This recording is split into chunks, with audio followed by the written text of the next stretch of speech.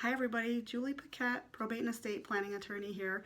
I wanted to make a real quick little video to help other professionals with tips on having a good quality conference call over video.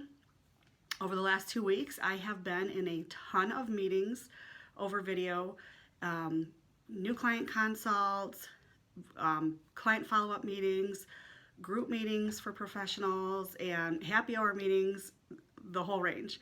I am by no means a professional or an expert at marketing, but I have noticed a few things over the last couple weeks, and I wanted to just share some information with other professionals who are trying to continue their business and working their way through this new medium we're using. So I've got 3 quick little things I've noticed. Number 1 is be mindful of your sound quality. Everything that I've read about doing, shooting marketing videos on your phone, doing quick little Facebook live videos and that kind of thing, is that the sound quality is even more important than the visual quality of your video.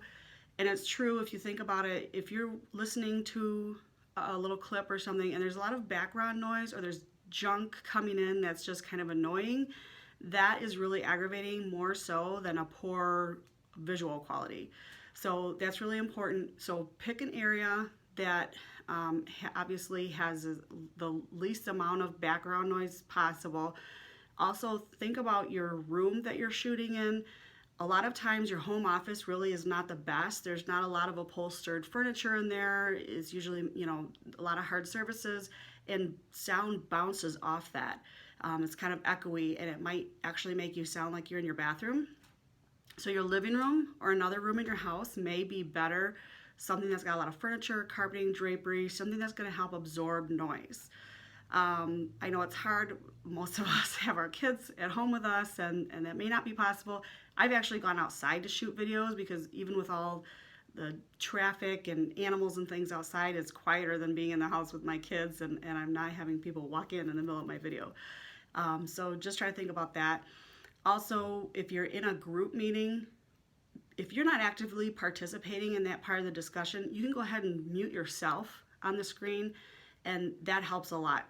I've been in a few group meetings where there's, 1 or 2 people there's a TV playing in the other room, or somebody's clacking away on their keyboard, or there's someone else in the room shuffling paper around. If you're in a meeting with several people and you've got 1, 2, 3 people who have all this background noise, that can really start to compound the problem, and it's very distracting, even if it's one person. So mute yourself if you can. Of course, just remember when you go to say something, you have to unmute yourself or no one will hear that. And then mute your Facebook and your phone notifications. You don't want to hear, a bunch of bings going off or your phone vibrating, especially if you're, trying to work with a client. Second main point is just try to look decent. You can throw on like a decent sweater or something over whatever you're wearing. I know a lot of people are working in their pajamas, working from home, and we lawyers, obviously the clients don't think that we're sitting at home wearing our suits all day, but a little bit of effort. I put this scarf on. It takes 2 seconds to just put something on the top. It looks a little bit better. I've got a jacket sitting over the chair next to me. When I have a new client consult, I can just throw the jacket on. Looks a little better. Gives that first impression, maintains that, that role that we are a professional. I know looks shouldn't matter, but they do.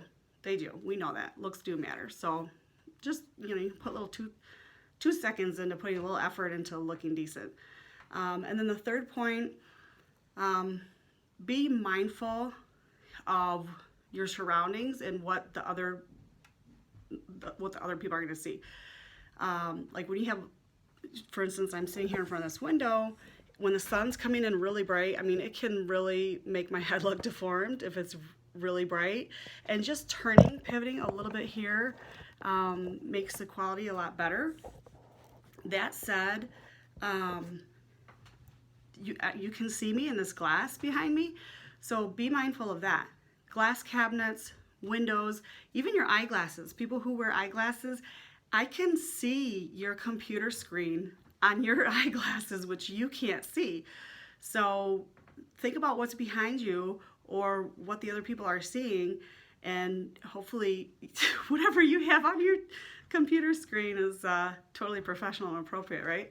But just be mindful of that, you know, and if you've got like a messy office or you've got something that doesn't really give a good first impression, you don't want people to be able to see that. So think about that too. And then your lighting, you know, you want to have some decent lighting. You want to have a little bit of lighting in the front. I've been on a few meetings where people were sitting in their house, and I'm sure for them it didn't seem dark, but it to me looked like they were literally sitting there with all the lights off in the house and sitting in the dark. So have some light, brighten up the room. You don't want to flood yourself out, obviously. But just those are 3 little tips I wanted to share. I think that would be helpful. You know, obviously clients understand this is not a normal situation. We're not in our normal setting, but if you put a little bit of effort into it, I think you can step it up and put yourself, you know, a couple notches above everybody else that's out there trying to fumble their way through this. All right, take care, everybody, and stay safe and stay healthy. All right, thanks, bye.